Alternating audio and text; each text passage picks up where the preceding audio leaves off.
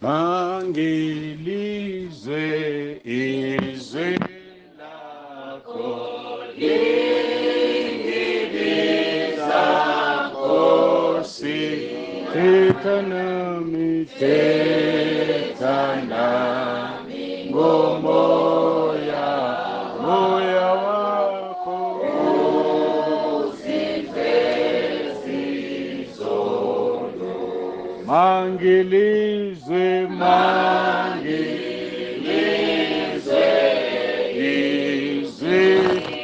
izwi lakho lingiliza Nkosi, Nkosi yami thetha nami ngomoya, moya wakho uziveze izono zami. Udumo kuNkulunkulu kweliphezulu nokuthula emhlabeni kubantu abathokozelwa nguye uJesu Kristu inkosi. Jesu Kristu inkosi. Siyambonga uNkulunkulu kakhulu ngethuba akasipha lona ukuthi sihlangane ngalendlela. Sesizwileke inhloso yenkonzo nokuthi kungani sihlangene la ekhaya kwaMsomi kwaBusi. Siyambonga ke kakhulu uNkulunkulu. Ngithobeke ngibingelele uBusi nomndeni wakhe, baba uSithole nomama uSithole bangabefundisi ebranchini yala, obaba akabambisene nabo, obaba bonke abakhona, omama intombi nezinsizwa, nabancane uSunday school, umphathi wohlelo egameni lenkosi.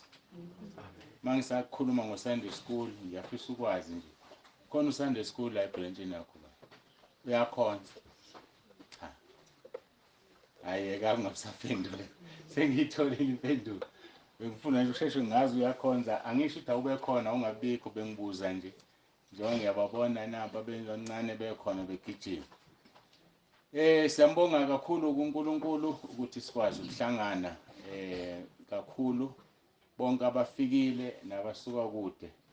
Ngithintwa na ubufakazi ke obuningi obuhlukene, noma ngeke ngikuthinte bonke, buyangithinta obukanziyema babuyakhulu, umkhwenyana wakwaKhoza uphume emotweni kunzima, kungafanelanga aphume, waphuma imoto yayi-right off. Kusho ukuthi ngabe kukhulunywa okunye, ngabe le ndodakazi nini abakwaKhoza lungumfelokazi namhlanje. Kodwa-ke ngoba uNkulunkulu uyasithanda, usigadile sonke, hhayi abantwana basahlezi nobaba wabo, kumnandi bayajabula.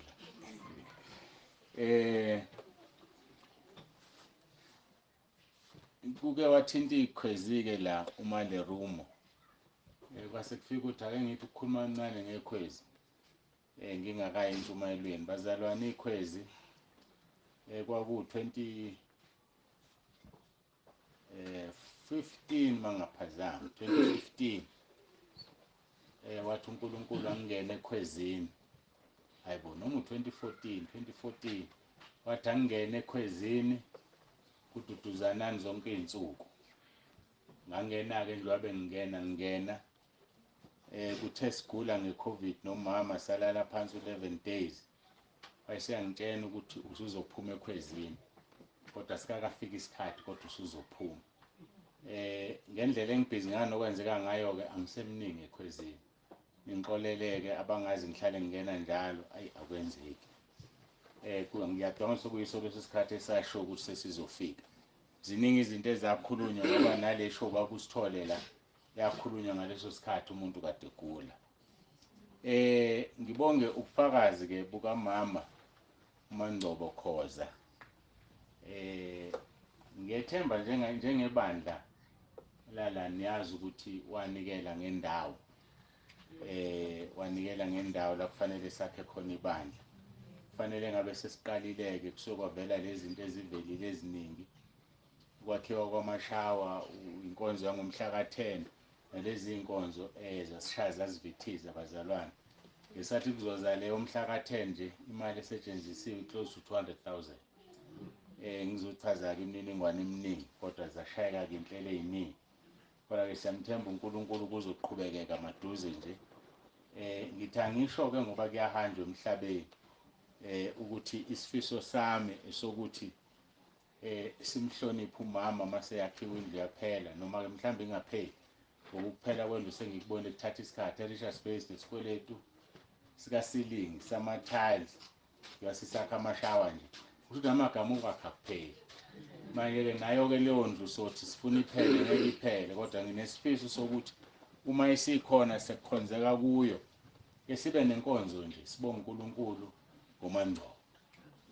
Ngithi angisho lento ngoba ngayikhuluma nendodakazi yakhe iyakwazi kodwa ezinye izinto zifuna ukukhulunywa ngoba uma eseyikhuluma sengithule kube ngathi uyangisukela. Kodwa njengoba ngiyikhuluma-ke ngikhuluma ukuthi yaziwe ngoba nami ngingathula noma yinini bese ngocela ukuthi nisale nikwenza simbonge uNkulunkulu ngaye ukuthi wasinikeza indawo ayisatholakali kalula. Ngikhunjuzwe ukufakaza kwakhe.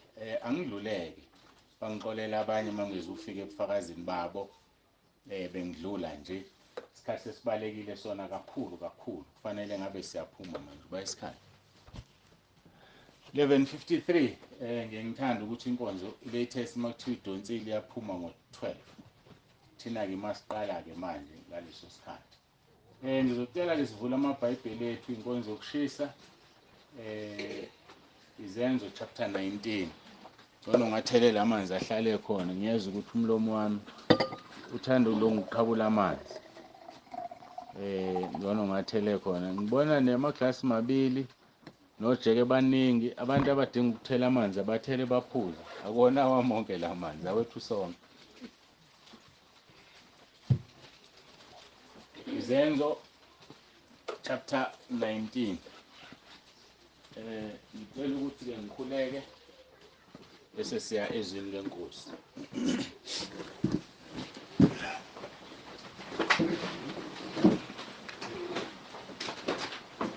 Babongcwele babolungileyo egameni elihle likaJesu ophilayo, uNkulunkulu wethu onomusa, siyazithoba ngalesi sikhathi, siyacela ukuba ukhulume nempilo zethu. Siyakhuleka Nkosi ngomoya wakho ingcwele, sebenzisa lo mzimba nami ngihlale ngilalele ngoba akekho umuntu ofuna ukuzwa ukukhuluma komuntu ngoba umuntu akangasenzele lutho. Kodwa sifuna ukukhuluma okuvela kuwena ekhaya ezulwini, sizwe ukuthi namhlanje yini usiphathele yona. Ngiyacela-ke Nkosi ubonakalise amandla akho, ukhazimulise igama lakho. Yonke inkonzo siyinikela kuwena iziyophetha eminyango. Konke okuzokwenziwa ngaphandle sikubeka esandleni sakho, sicela igama lakho likhazinyuliswe. Mbusise Nkosi ubusi simnikela kuwena, mbusise. Ngiyazi uSathane uthukuthela uyaveva, uyahloma ngoba uhlaziwe namhlanje. Kodwa ngicela umbiyele Nkosi umgcini, umbiyele njengenhlamvu yeso lakho. Singabe bikho isikhali esilolelweni siyophumelela. Mbusise nasemsebenzini umembathise inkazimulo yakho. Mbusise Nkosi nakomakhelwana yonke indawo abe yisibusiso. Ngisho ey'nganeni zakhe abe yisibusiso. Ngiyakhuleka ngegama likaJesu ngiqalekisa imimoya amadimoni kuleli khaya amandla obumnyama wanasabelo. Ngifafaza igazi lakho ebaleni, ngifafaza igazi lakho ezindlini zonke. Ngithi Sathane onamandla ngegunya engilinikezwe kuMathewu 18:18 ukuthi konke engikubopha emhlabeni kuboshwe ezulwini. Ngibopha yonke imimoya amandla obumnyama ngithumela esihogweni ayinasabelo kuleli ndawo manje. Babiyeleke Nkosi ngomlilo wasezulwini. Netende leli Nkosi lifafaza ngegazi lakho nangaphakathi. Moya wakho ingcwele mawubuse uNkulunkulu onomusa. Moya ongcwele kaNkulunkulu, moya weqiniso, iba kanye nathi. Sicela konke lokhu ngoJesu Kristu inkosi ephilayo ezobuya masinyane ilanda ibandla layo. uJesu Kristu inkosi. Amen.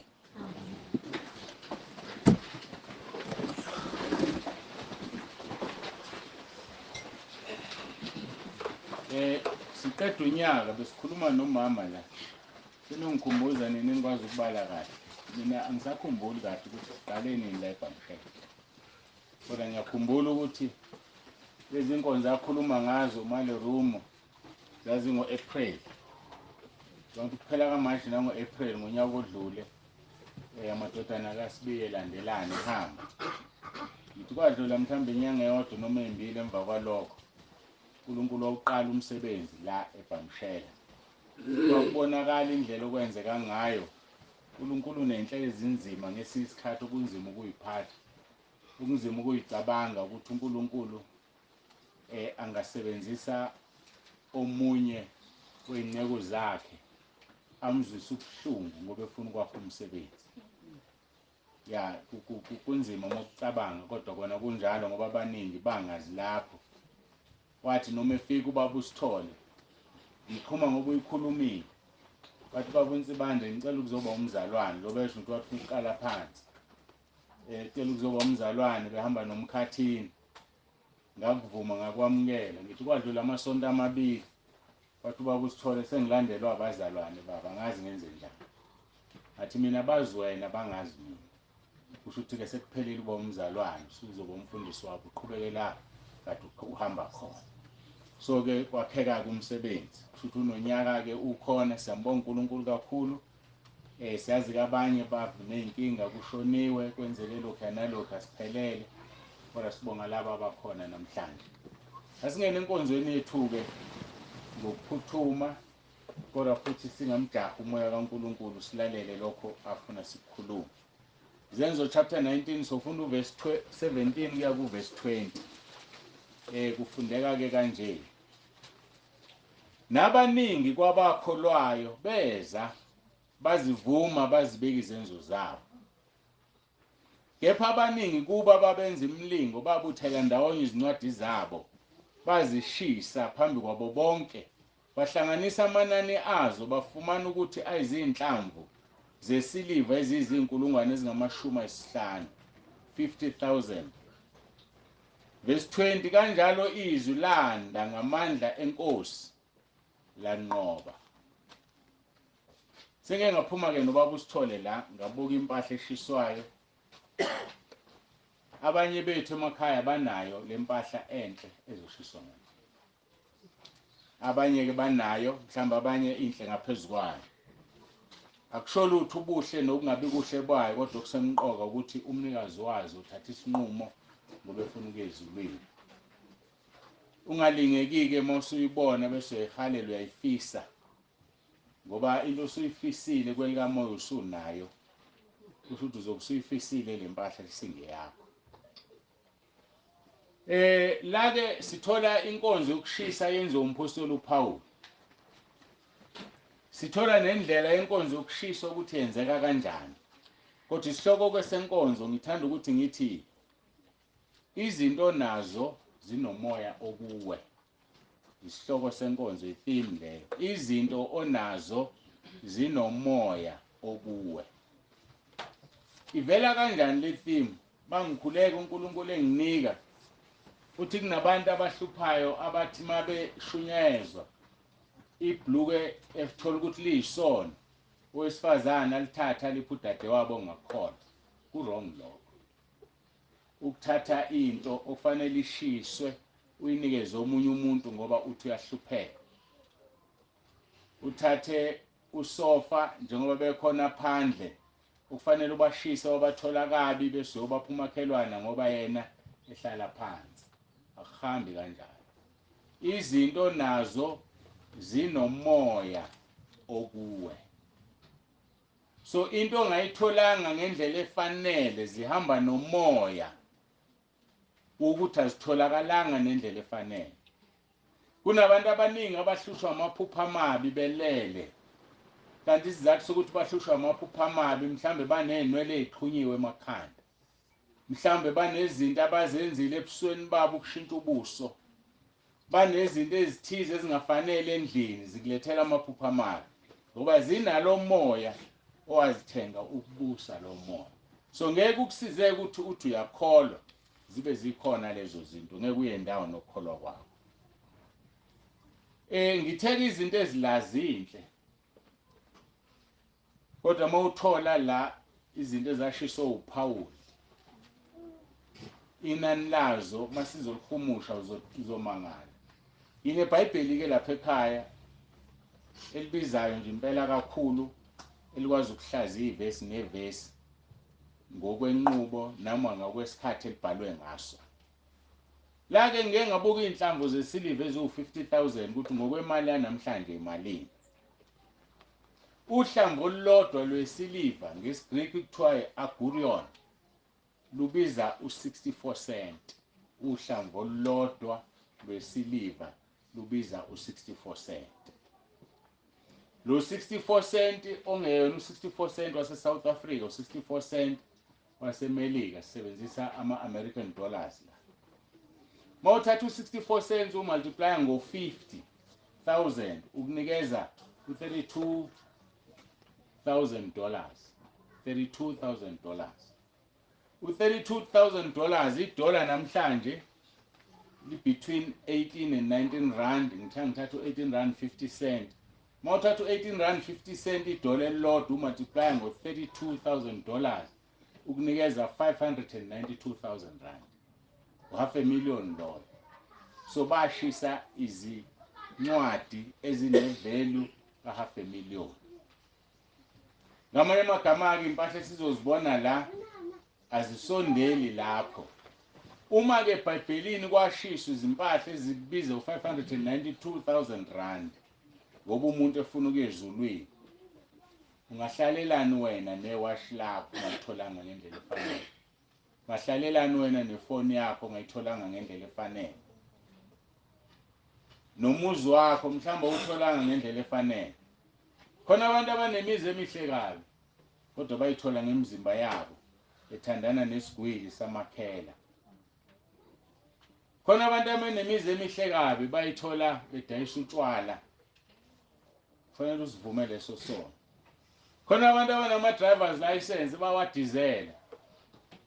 Ngeke kuyishise yona kodwa sivume isono sakho ngoba ikwi-computer eSouth Africa. Ungayishisa le uhambe wa-apply driver's license bazokunika yona le yashayo. So asiyishisi, siyazivuma nje isono. So ziningi izinto ozitholile ngendlela engafanele. Ufuna ukuya esihogweni uyoshinga unaphakade ungafuni ukushisa lezi zinto. uPaul eseshumayelile bashisa izimpahla ezingu592,000. Masithola ukuthi bazishise kwenze njani, uthi uverse 18 nabaningi abakholwayo beza bazivuma bazibika izenzo zabo. Siqala ngokuvuma isono bese sigcina ngokushisa. Baqala bavuma izono zabo base kuyashiswa. Zihamba kanjalo. Khona abanye-ke abaye bagijime bashise kodwa bengayivumeli izono zabo. Into ayishisayo ngithe isihloko sithi ihamba nomoya obusayo. Uma ushisa into ungayivumeli isono sayo, umoya obukuleyo nto uba kuwena ngoba isono phela usivumile. Kanti ngesikhathi uvuma isono uyasuka lo moya kuwe uyohlala kule yanto ngoba iyona into engcolile khona la endlini osekufanele uyishise ukuze lo moya uhambe esihogweni. Noma uhambe uyongena ke kumuntu ongena kuyena okuthakathaka. But ngizama ukudizelela ukuthi into esemqoka vuma isono sakho, emva kwalokho bese uyashisa. Akekho umuntu onelungelo lokuzishisela. Ngikhuluma ke la ngoba ngikhuluma nani nanekhaya lezwi kuyarecord. Baningi abantu ekhaya lezwi abavele bahlatshwe yizwi bathatha izinto bayishisa athi sengiyishisile. Awunalo ilungelo lokuyishisa. Akekho umuntu othi mayemuka nomfula aziphephise. Uziphephisa kanjani umuka nomfula? Ngoba udinga umuntu osezofika azokuhlenga. Awukwazi ukuzihlenga ngoba amandla akho awekho athathwa amanzi.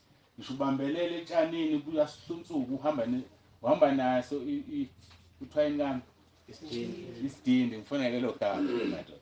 Indaba yokungahlali emakhaya kakhulu kugcina sekulahleka izulu. Uhamba naso isidindi sakho.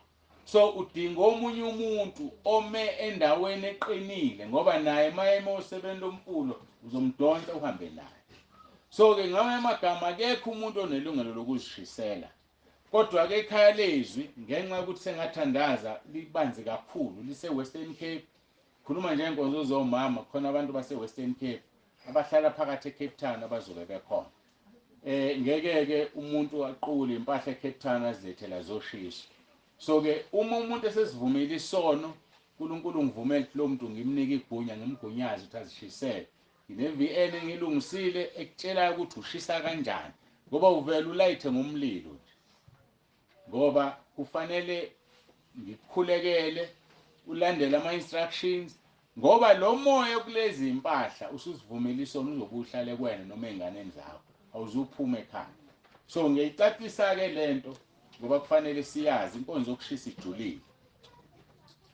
Umbuzo omkhulu ukuthi zishiswelani yini kungaphiwa abampofu. Angakawuphenduli-ke kahle ngokugcwele. Impendulo ithi zinomoya womnikazi, yikho kufanele singaziniki umuntu. Nikungaba udadewenu, umfowenu ozalwa naye, nigqokelana izinto, senisherisha umoya obusomunye. Uma unamandla umoya ongcolile womunye, nalo bethi uyazama ukungangcoli uzongcola. Imoto entshontshiwe, umnikazi wayo mayivuke discover intshontshiwe uyakhala unenyembezi. Ozoyithenga inesiqalekiso ngeke ilaste ngeke iphile kuye ngoba ihamba nenyembezi zikabani zomnikazi wayo. Ngakho nasesitolo nje wasinomoya omubi nje ukuthi hayi uma untshontshela umlungu akusona isono. Akakhali nomlungu, akasiyena umuntu akadalwe uNkulunkulu. Naye umuntu. So usuke untshontshe noma uthenga into entshontshwe ehamba nesiqalekiso. Kunomahluko ke phakathi komoya nomphefumulo womuntu. Yithe lezi zinto zihamba nomoya obusa umuntu, azihambi nomphefumulo womuntu. So ufuna sicaciseke leyo nto. Kunomahluko phakathi komoya nomphefumulo womuntu. Umuntu wakhiwe ngezinto ezintathu. Umuntu wakhiwe ngenyama, umoya, umphefumulo, zo-3. Umuntu izinto anazo zihamba nomoya obusayena. Ngeke ngakhuluma izolo ngengidlula nje. Ngathi uma kungasuka umuntu akufanele kusho mina. Kusuka umuntu ogulayo athi ngicela ningicelela ibhantshi labawunsebandela ligqokele ngiligqoke ngiyazi ngizosinda. Mangimnika uzosinda. Kodwa nginalo mina ilungelo lokuthi ngithathe ibhantshi lami ngigqokisa abantu ngithi ngiyabasindisa. Ngoba mina nginikwa amandla ukuthi ngenza izwi uMarko 16 verse 18 uthi sobeka izandla kwabagulayo basinde. So ke kusuke sekudemonic sekungamademoni uthi umfundisi athathe ithawula ahambe eshaya abantu ngalo ethi abaphilise. Asiphilisi ngethawula, siphilisa ngezwi. Kodwa lokho akuvimba ukuthi umuntu ngonxa yokukholwa kwakhe athi ake ningithathele iduku kumtsibande noma ningicelela ngiphe lona ngiyazi ngizosinda. Mangimnika lona lihamba nomoya obusakimi, alihambi nomphefumulo. Ngizama ukuhlonisa leyo nto. Lihamba nomoya. Umoya obusakimi makuumoya ongcwele uzofika sinde. Umoya obusakimi makuumoya ongcolileyo uzofika nezeleka amadimoni. Ngizama njalo ukuyicacisa le nto ofuneka sizwe. Impahla yomuntu musuku uyigqoka. Yazi abantu besifazane bayathanda ukugqokelana. Mama mayilingana nendoda azathi sikhulile bagqokelana. Ukugqokelana into akukho right ngoba noma yini into ethinta umzimba wami ihamba nomoya wami. So ke qaphela kungathatha umoya womunye umuntu. Kulula nje ukuthi ngiyalinganisa ke asikwenzi kodwa ngiyalinganisa. Ukuthi umama uNtsibande agodole thatha nanti ibhantshi lami gqoka. Ngenhlanhla ke sikhonza uNkulunkulu sindisile akukho umonakalo. Ngelinye ilanga uyokugqoka into yomkhwenyana wakho kanti unozipho oxegayo bese kuzoxega esakhe isimini kanti usithathela eduze kwakho. Yeka ke ukugqoka izinto zabanye abantu ngaphandle mawusho ukuthi lento yalomuntu oyithathayo unomoya kaNkulunkulu unobungcwele unobuNkulunkulu. Ake sichazeke ngokwezwi ukuthi umuntu uneziqe ezintathu ngoba lokho kusemqoka kakhulu ukuthi sikuzwe. AbaseThesalonika yabokuqala chapter 5 uverse 23 kuya 24 uthi kepha uNkulunkulu wokuthula yena uqobo makalingcwelise ngokupheleleyo. Ulondoloza umoya wenu wonke nomphefumulo nomzimba. Yalizwi lenkosi lithi akulondoloza izinto ezintathu. Kulondoloza umoya wenu wonke nomphefumulo nomzimba. Kunabantu abashumela ivangeli engalazi abathi uNkulunkulu ufuna inhliziyo. Akanandaba nomzimba iphutha lelo. Nandi iBhayibheli liyasho manje. Lithi uNkulunkulu wokuthula makangcweli lezi zinto zontathu they must be pure and holy before God. makaningcwelise ngokupheleleyo kulondoloza umoya wenu nomphefumulo nomzimba kungabi nacala ekufikeni kwenkosi yethu uJesu Kristu. Lezi zinto zontathu akufanele zibe necala. Ebesethu 2 verse 24 uthembekile yena onibizayo uyakukwenza. So yazi noma ngasiphi isikhathi unecala lokuthi umzimba wakho ugqokisa kanjani. Unecala ukuthi wenzani emzimbeni wakho. Unecala ukuthi udobane emzimbeni wakho. Unecala ukuthi umzimba wakho awushintshi yini wenze lento uNkulunkulu angakudalanga yona. Aze athi awunalo ilungelo ngisho ukudaya inwele zakho. Siyawazi udaya uhamba uphupha. Kodwa wenza isono uma udaya inwele. Futhi unamahloni ukuthi unenwele ezibomvu. Namahloni ukuthi unezimvu. Udaya inwele isono phambi kaNkulunkulu. Usola uNkulunkulu. So zonke lezi zinto zontathu kufanele zibe ngcwele. Yini umsebenzi wazo? Noma zihlukana kanjani? Ake sithole zihlukana kanjani. Angikhulumi into scientific la noma ukuhlakanipha komuntu, ngikhuluma into esho yizwi kaNkulunkulu.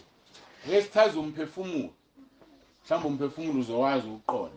Mawufunda uGenesis chapter 2 verse 7 lithi izwi lenkosi uJehova uNkulunkulu wambumba umuntu ngomhlabathi. Waphefumulela emakhaleni akhe umoya wokuphila. Kanjalo umuntu waba umphefumulo ophilayo. So uNkulunkulu esesibumbile umzimba obeka. Waphefumula umoya, akaphefumulanga umphefumulo, ibambe lelo.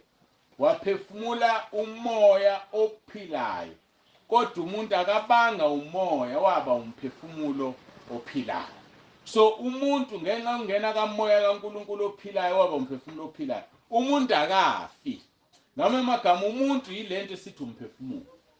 Umuntu akafi. Yingakho kuthiwa khona ukufa kokuqala nokufa kwesibili. Ukufa kokuqala it's when umuntu enza isono. Njengoba inyoka yafika kuAdam, kuEva ngeqolisa yathi ushilo uNkulunkulu ukuthi ungadli kulomuthi na. uEva wathi ushilo. Wasethi inyoka unamanga ngiyaqolisa uthatha namanga. Wathi ingoba ufuna ukunibona nifana naye ngeke nife. Kanti uNkulunkulu wayikhuluma ngokufa komphefumulo, ukufa kokuphuma eEden yohlala ngaphandle. That is death, ukungena esonweni. Hayi ukuphuma komphefumulo emzimbeni. Mase likuchaza kahle iBhayibheli ukuphuma komphefumulo emzimbeni ukulala lokho, ukushiya lo mhlaba uyongena komunye. Ngoba lo mzimba unalo ilungelo lokusuka la emhlabeni. Ngoba wakhelwe la ikhaya lawo, kuthathwe lenhlabathi. Akuthathwanga inhlabathi yasezulwini. Akuthathanga inhlabathi yasesihogweni. Kuthathwa inhlabathi yasemhlabeni. Ngeke kuye nalomzimba esihogweni ube lo mzimba ungabhilongi esihogweni. Ngeke kuye nalomzimba ezulwini ngoba lo mzimba ubhilongi ezulwini. Ithemba iyacaca lona. So ke ukufa kokuphuma komphefumulo kuukulala ngoba kulala lo mzimba kodwa umphefumulo uyaphuma uyadlula. So ke umphefumulo yile ngcenye kumuntu ekwazi ukufila. Try ngesizulu ekwazi ukuzwa. Yabona mawuza ujabule, ujabula umphefumulo. Mawuza ukhala unenyembezi, kukhala umphefumulo. Ngizama ukuhlanganisa umphefumulo nomoya manje. Ngoba izwi likaNkulunkulu yasho lapha eHebrew 4 verse 12. Lithi izwi lakhe liyinkemba hlonisa umoya nomphefumulo. So lento engisho ayikho scientific, spiritual. Abangekho spiritual ngeke bangizwe, kodwa ngizama ukucacisa ngezwi. Umoya into wazi ngayo, umphefumulo into ozwa ngayo. Angazi noma ngezwakala. Ukuzwa bese uyajabula, uzwe kuthusa bani ushonile bese uphatheka kabuhlungu, umphefumulo lo uphatheka kabuhlungu. Uma ingane yakhe iphasile, yaphasa kahle ujabula, umphefumulo ojabula inyama ikwazi ukujabula. Umoya ujabula. Umoya uyazi. Ijulile lento. Kodwa uNkulunkulu uzongisiza. Ngathi nimbonile uGenesis 2 verse 7 ngibe ngimkhotha ngithi. Yeah. uJob 14 verse 22 ucacisa kahle umphefumulo. Uthi inyama yakhe izwa ubuhlungu kuphela, umphefumulo wakhe uzidabukela wona. So inyama izubuhlungu. Uma ugwaza ngombese la, ngizoza ubuhlungu enyameni, umphefumulo ubuzwa lobo buhlungu. Buzwa inyama izubuhlungu. umphefumulo uzwa lobu buhlungu esithi you feel it. Makuthiwa kushoniwe uthi umoya wami ubuhlungu, inhliziyo yami ibuhlungu, inyama ayibuzwa ke lobo buhlungu, uzwa umphefumulo. Niyabuthola lobu buhlungu engichazayo. So umphefumulo ke uzwa lobu buhlungu obuhlukile kunobuzwa inyama. Uma umuntu ekushaya ngempama, inyama ezozwa ubuhlungu, umphefumulo awubuza ubuhlungu. Ake sicacise umoya. Umoya ile ngxenye yomuntu eyenza wazi, noma ngithi ngolimi soluzwa lwasesikoleni, umoya ingqondo. Bathi esikoleni mabesifundisa, ingqondo ihlukanisa izinto. Amehlo afika abona ugodo, atshela ingqondo ukuthi abonani, ingqondo besithi inyoka le baleka. Noma mhlawumbe ingcono mangibeka kanjalo. Amehlo awakwazi ukwazi ukuthi yini le. Amehlo afika abone mhlawumbe inja. Ingqondo ithi akuyona inja le ibhubesi izokudla baleka. So izinto zitransferwa engqondweni. Amehlo are there to see. Umlomo ufaka utho, ulimi ulinambithe, ingqondo ibisikutshela ukuthi lokhu kudla kunosawuti omningi. Ingqondo eyaziyo yonke into eyenzeka emzimbeni itranslatewa ingqondo. Ngazi noma niyangizwa. Yilento ke ngokamoya ngokwezwi, umoya ke loyo owazi ngawo izinto, that is the spirit. So uNkulunkulu uma edala umuntu ufike waphefumula umoya wakhe wokwazi, kodwa umuntu wayeseba umphefumulo. Wayesebeka ensimini umoya, umuthi wokwazi okuhle nokubi, wayesebeka umuthi wokuphila. Wayesethi kungadliwa kule mithi ewu2. Inyoka yona yafike yathi awudliwe lo muthi wokwazi okuhle nokubi. Yikho immediately bathi bangadla base bezibona ukuthi banjani bahambaze. Kade bengaboni ukuthi bahambaze ngoba bebengazi, bebengenawo umoya, bebengenayo ingqondo, uNkulunkulu wabanika umphefumulo. But ngenxa yokudla kulesi sithelo base bethola umoya. Unfortunately umoya wani kaSathane, umoya omubi. So umuntu wonke ophila emhlabeni unezinto eziwu3. Unenyama, umphefumulo nomoya, bese kuya ukuthi umoya kabani? Umoya ongcwele noma umoya kaSathane. But umuntu wonke unomoya. Niyangilandela kodwa? So lento wazi ngayo izinto umoya. Siyathola ke ezwini lenkosi abaseKolonto bokuqala chapter 2 verse 11. Lithi ngokuba ngumuphi kubantu owazi okomuntu uma kungesiyi umoya womuntu na, ngokunjalo nokaNkulunkulu akwaziwa umuntu kuphela ngomoya kaNkulunkulu.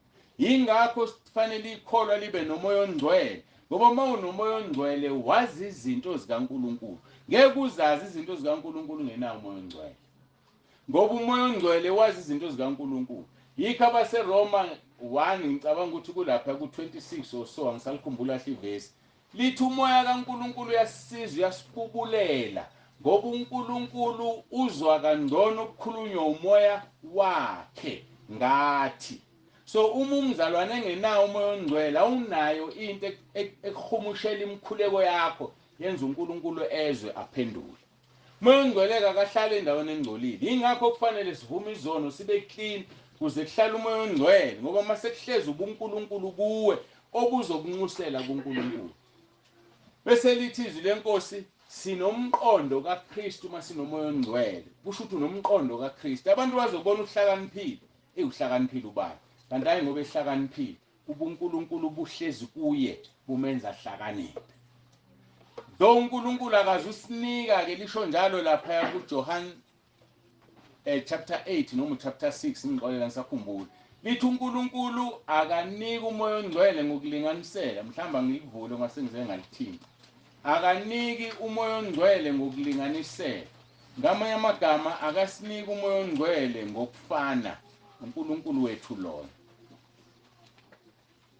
Maye ngasinika umoya ongcwele ngokufana, kusho ukuthi ngeke futhi asinike umoya ongcwele sonke ukuze asinike umoya ongcwele wonke ukuze sifane naye. John chapter 3 verse 34. John chapter 3 verse 34. ngokuba lowo uNkulunkulu amthumileyo ukhuluma amazwi kaNkulunkulu ngokuba kanika umoya ngokulinganisela. Umoya ongcwele okuwe ngeke ulingane nomoya ongcwele kumina. Kodwa ngikwazi ukuphakama noma wena uphakama uthi nomoya ongcwele omningi mina kunobaba uNsibane. Ngoba ukwazi lokhu usifihlela uNkulunkulu akekho ozaziyo ukuthi unomoya ongcwele omningi.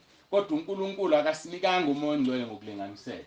Number 2, akasinika umoya ongcwele bese silingana naye, ngeke silingane naye.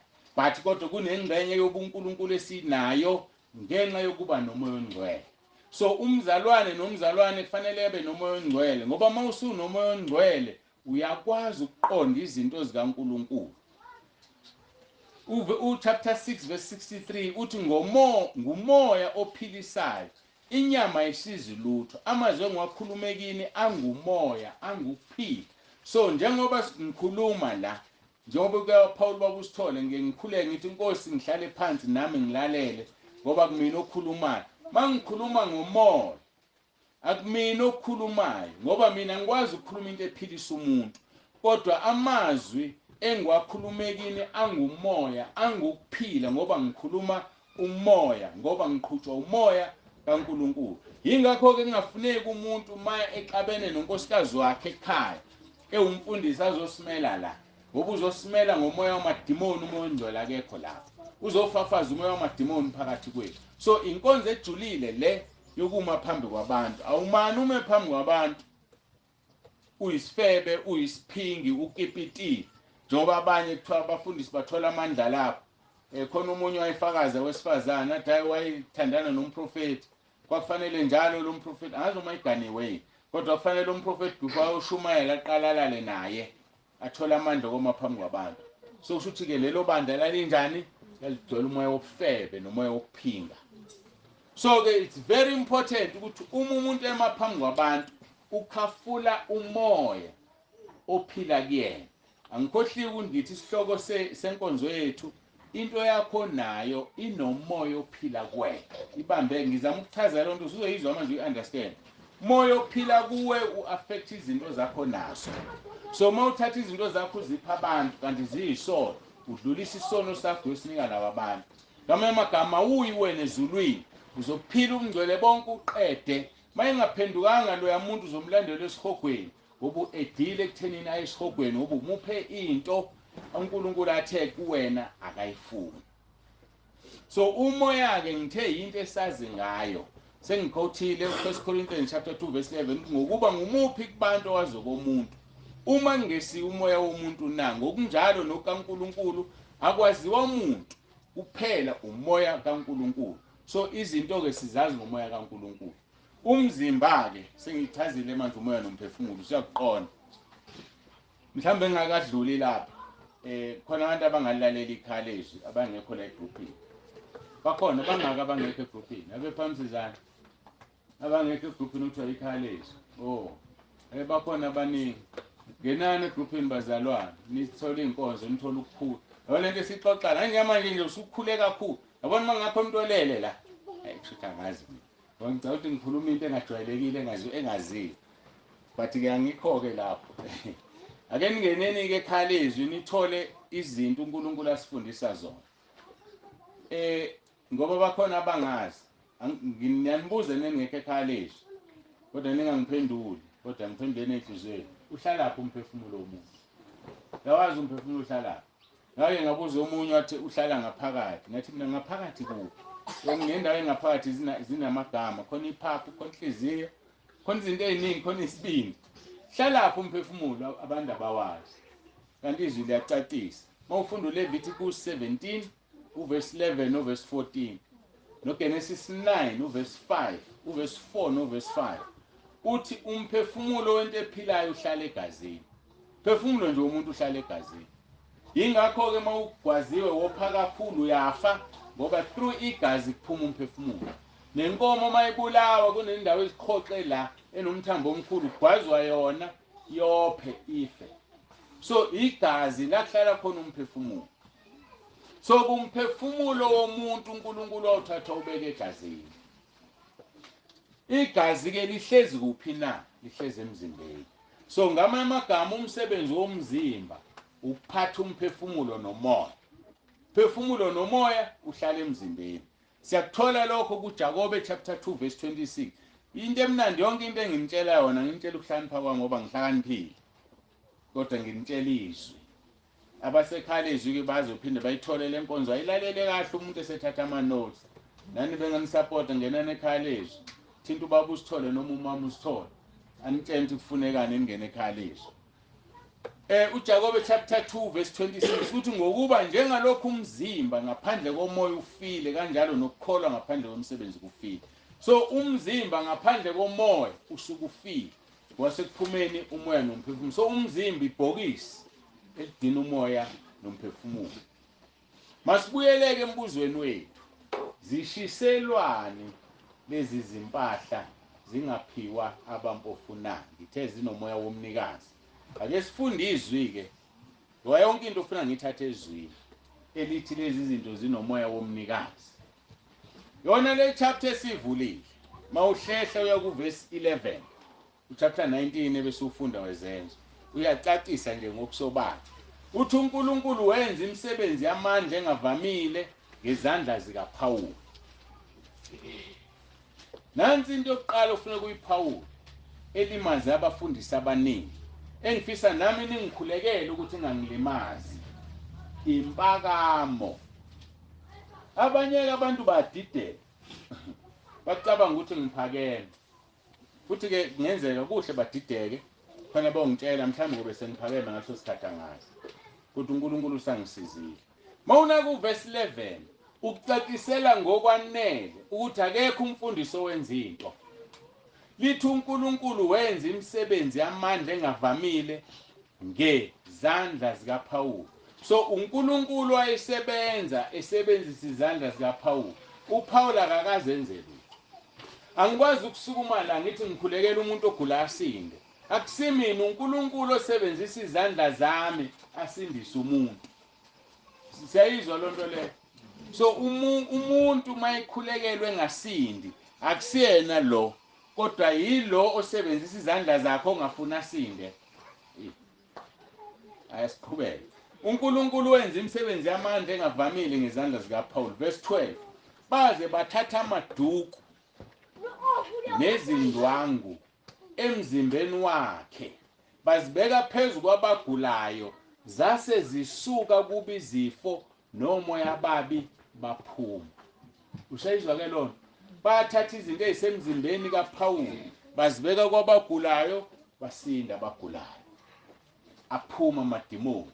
Ngoba into ekumuntu inomoya obusayena.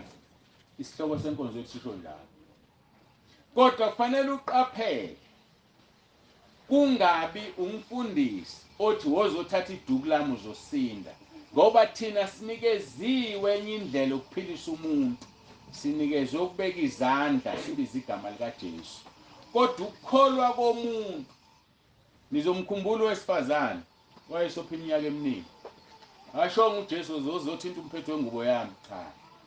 Lithi izwi lenkosi wathi yena mangithinta umphetho wengubo yakhe ngosinda. That is faith.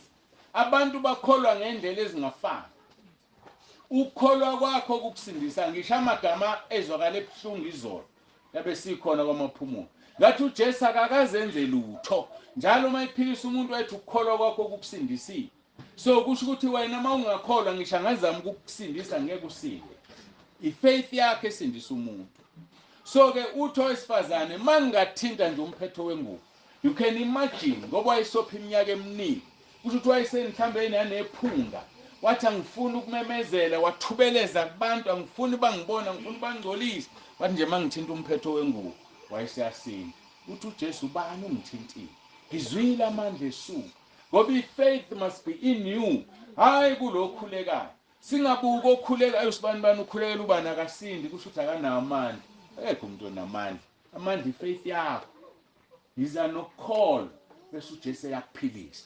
Yiza nokukholwa bese uJesu asebenzisa izandla zalomuntu ophambi kwakho ngaleso sikhathi bese yakusindisa. Awusindiswanga yilo muntu.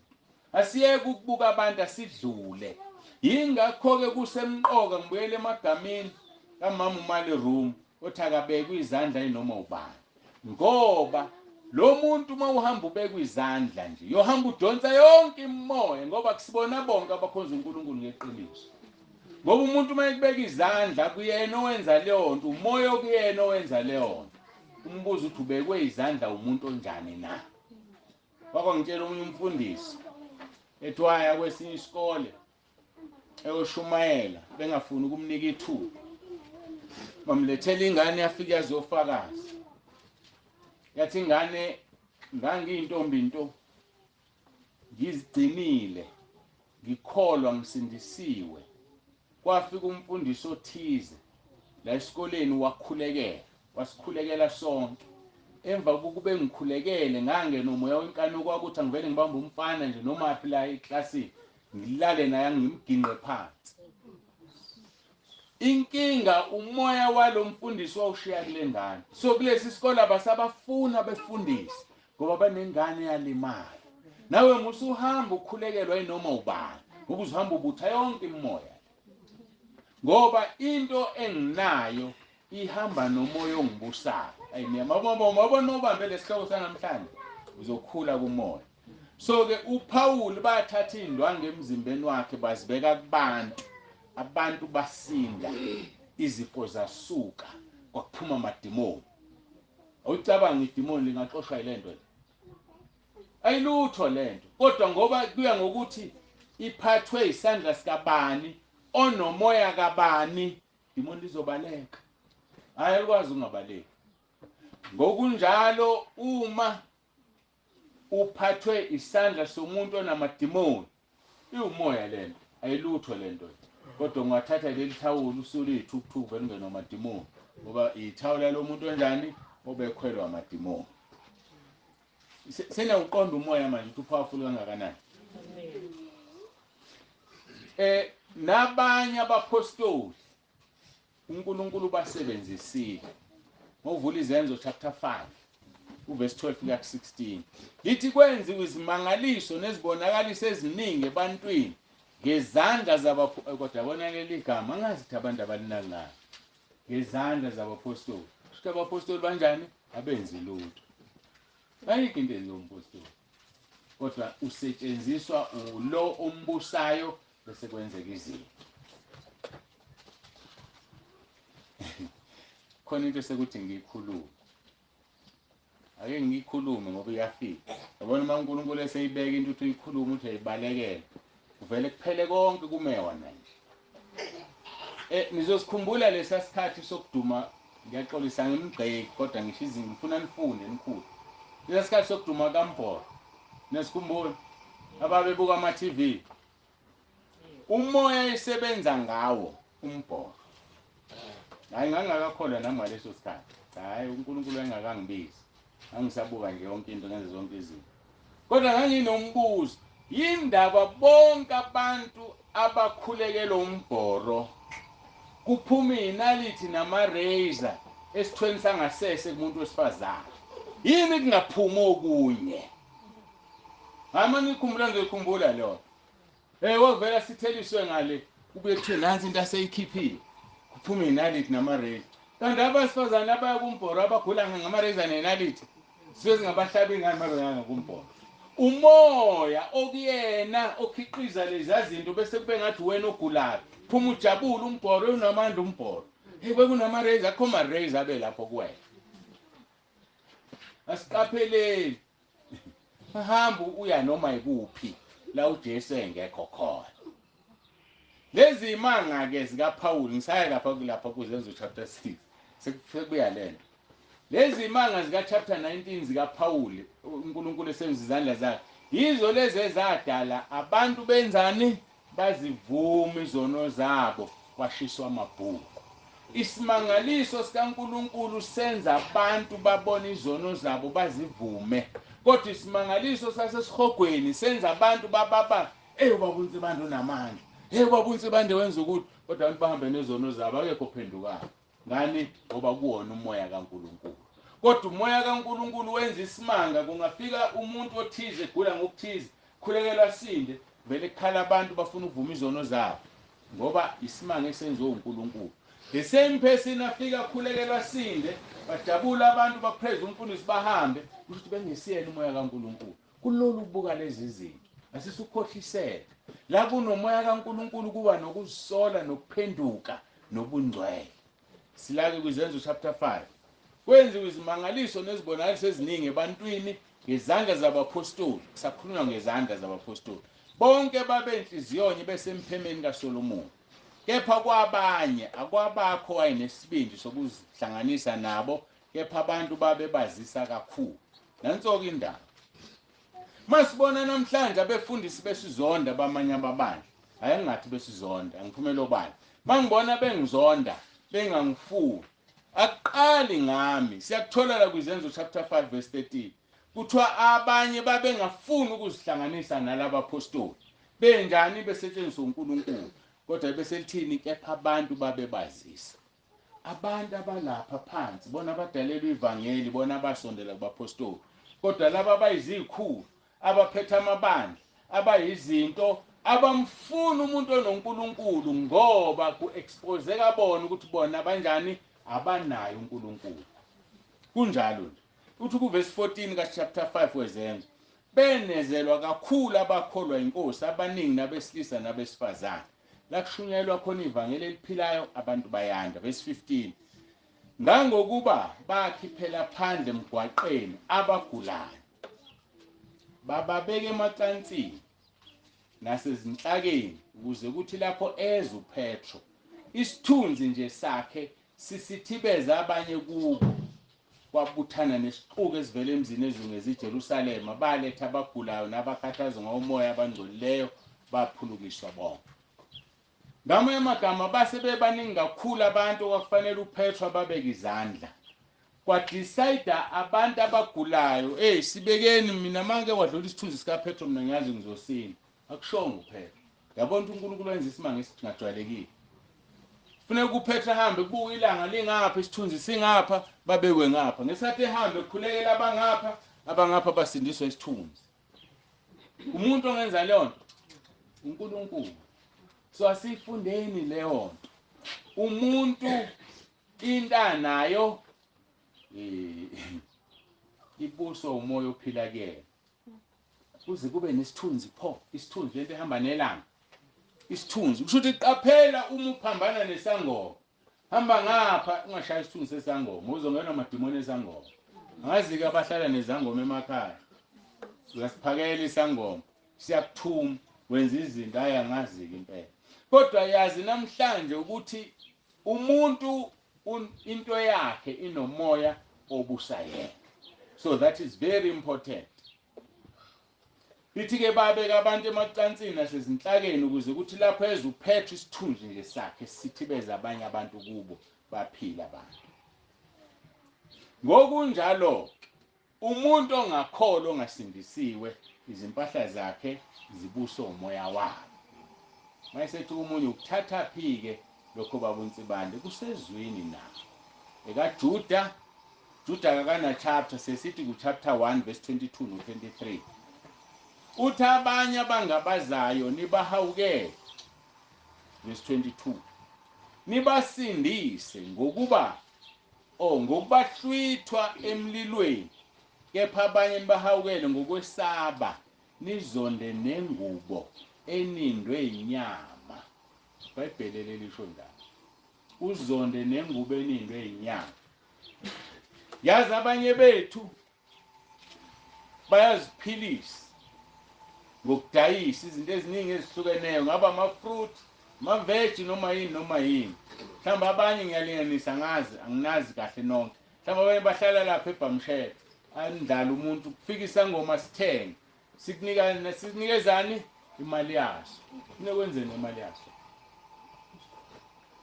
thandaza ukhuleke ngoba phela sithatha impahla yakho ikhulekele le mali udlule kuyikhulekeleni usikhulekele ukuthi sisindiswe ngamanye amagama nempahla zakho zidayisayo zikhulekele ukuthi udayisa ubhanana uthengwa isidakwa awufika usebenze ubhanana isidakwa siye kutshwala uyashumayela lapho naso uma sikunika imali yaso uyadlula wena ekhaya ifika ingane yakho ngicela imali yokukhera uningane yakhera esikoleni fika ithenga isidakamizwa lapho kanti lo yamoya ofike nesidako esathi ngubhanana kuwanika ingane yakho asifunda ukuyikhulekela izinto esinazo angisho ukuthi musuyithatha imali esangoma ithatha ukhuleke ngoba ubonile ngakho nama amagama nezinto ozidayisayo zikhulekela ukuthi zenze umsebenzi kaNkulunkulu ngoba wena uyashumayela lokho sekusinika ukuthi uma vele asijwayele ukudayisa izangoma uthola isangoma sithayi izinto sidayisa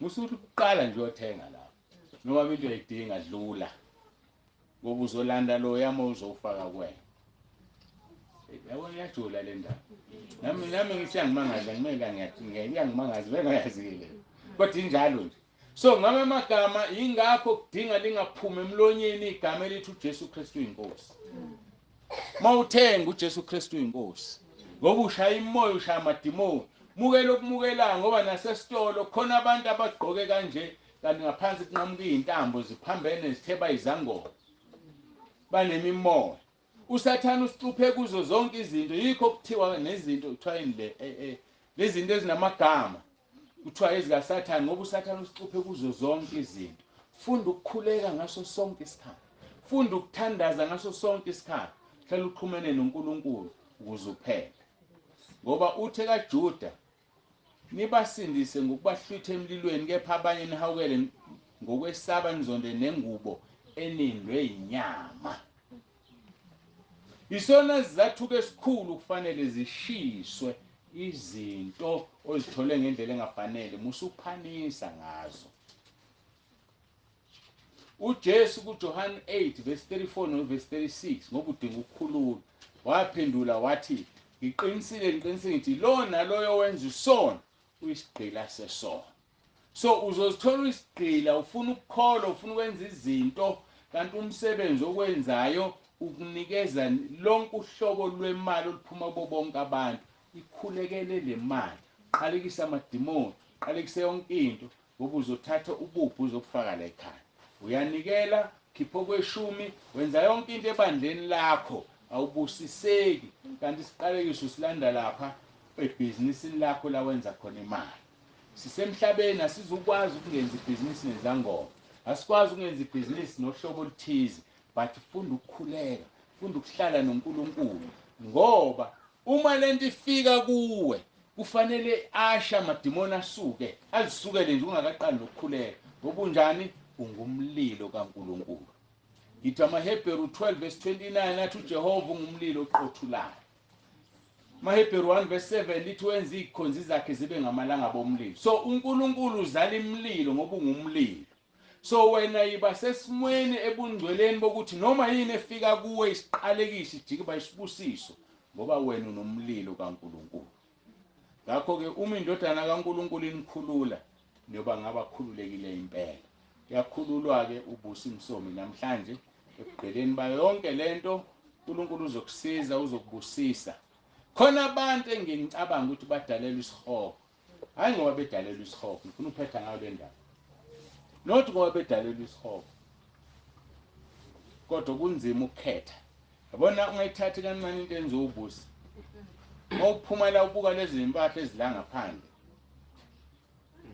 udinga usimkhulekele angathi senze umsebenzi ongaka abese ngangena ezulwini khona abantu abafisa ukungena ezulwini abakwazi ngoba yonke into yabe nabo isihogo izinkuni zesihogo ake ngakhe nansi idrama ngidramatize lento thatha ipolitician ethize enele yangena kwipolitiki yadizisa yangena kwipolitiki yanamathenda obugebengu yakha istage yagibela oMercedes ama-ML o-X5 o-BM athatha ingane zayo yayifundisa esikoleni edulayo ku40,000 rand ngonyaka ngemali yani yokugebengu ngocanga lo muntu yokasindiswa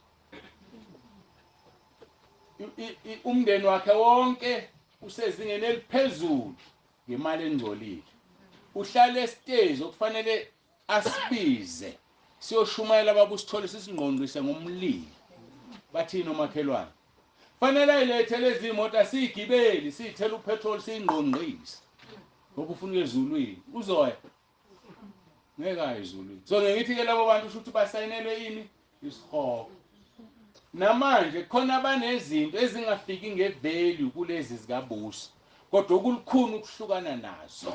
Yikho ngithi ubusi thatha isinqumo esijulile yikho fanele simkhulekele. Ngoba khona abantu abazosihogweni wabehlula ukuhlukana nalento kanti ngeke ibasize ngalutho. Ake sikhuleke.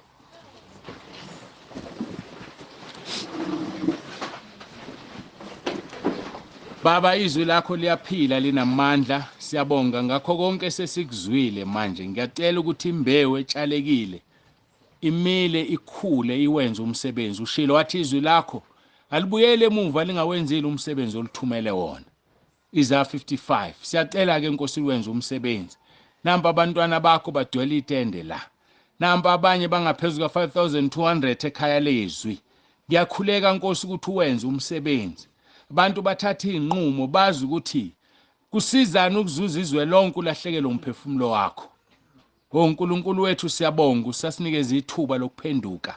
Usinikeza ithuba uyasithanda ufuna siphenduke. Siza kube lo naloyo obambelele entweni eyize, obambelele okhunwini lwesihoga lidedele, lushe kuzasinde yasindisa umphefumulo wakhe. Siyabonga Nkosi namhlanje ukwazi ukuthi zonke izinto esinazo zinomoya obusathina. Kwangathi singabusa umoya ongcwele, umoya kaNkulunkulu umduduzi, kuze nezinto zethu esinazo zibusa umoya ongcwele. Kuthi lezi esinazo ezingalungile umoya ongcwele simlalele mayizikhombe ethi akazifuni. Siyabonga ngoJesu Kristu ophilayo. Siyazi ukuthi kwabanye nakomakhelwane ubusa ngaba isilima namhlanje. Kodwa ezulwini ungohlakaniphile kunathi sonke. Ushilo kuSamuel wesibili chapter 14 verse 14. Wathi ukuphila komuntu kufana namanzi mayesechithekile angeqoqwe. Kodwa wena ukuchitha ukuphila uyakuqoqa ukuze Nkosi umuntu oxoshiwe angabe umxoshwa kuwena. Nginikela kuwena ubusi Nkosi makangabe ngumxoshwa kuwe. Awuthola umqhele wakhe kwelizayo ngevangeli alishumayelile namhlanje kule ndawo. Nevangeli alishumayelile namhlanje ekhaya lezwi. Bangebone kodwa bayabona ngamehlo engqondo ngoba wena moya ingcwele ubavula amehlo. Siyabonga ngoJesu Kristu inkosi yethu. Udumo lonke silinikeza wena. Busisa lenkonzo ke Nkosi esesiyoyenza ngaphandle. Qalekisa yonke imimoya madimoni abehlezi kulezi impahla ngathumela esihogweni. Ngegunya onginikeze lona kuMathewu 16 verse 19 noMathewu 18:18 wathi ngikubopha emhlabeni kuboshwe ezulwini nengikhulule emhlabeni ikhululwe ezulwini. Ngibopha yonke imimoya ngithumela esihogweni manje. Liyakhululwa leli ikhaya ushilo wathi uma indodana enikhulula nyoba ngabakhululekile impela. Khulula ubusi nabo bonke abadinga ukukhululwa. Sicela ngoJesu Kristu inkosi yethu. Siphatheleke lenkonzo engaphandle konke Nkosi sikunikela wena. ngoJesu Kristu inkosi ephilayo nebusayo uJesu Kristu inkosi. Amen.